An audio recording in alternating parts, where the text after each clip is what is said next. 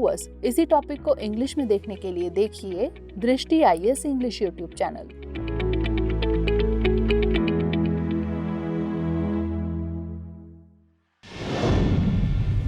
नमस्कार, दृष्टि IAS के टू द पॉइंट प्रोग्राम में आपका स्वागत है।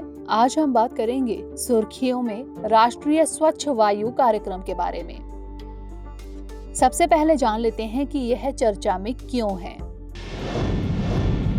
कुछ दिनों पहले नेशनल ग्रीन ट्रिब्यूनल यानी NGT ने राष्ट्रीय स्वच्छ वायु कार्यक्रम की रिपोर्ट को लेकर पर्यावरण और वन मंत्रालय को फटकार लगाई है।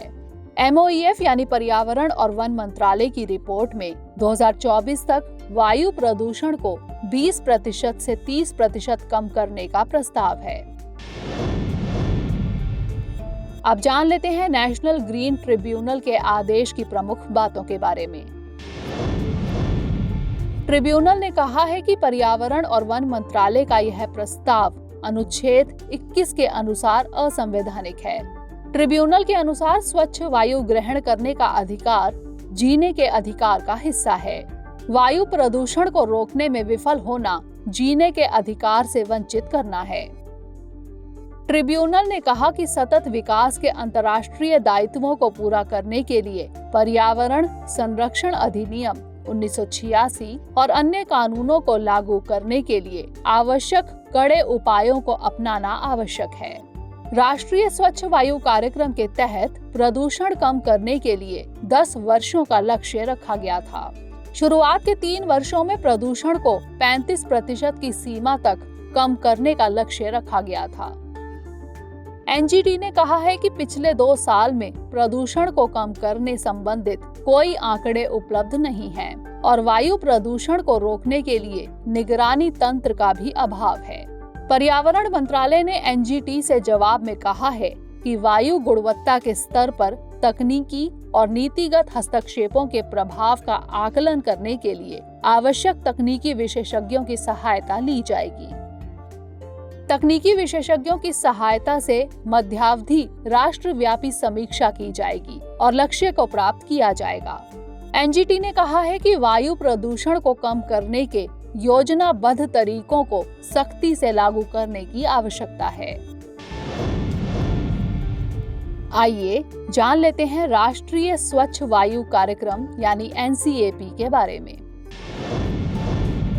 राष्ट्रीय स्वच्छ वायु कार्यक्रम यानी NCAP की शुरुआत 2019 में देश भर में बढ़ती वायु प्रदूषण की समस्या से निपटने के उद्देश्य से की गई।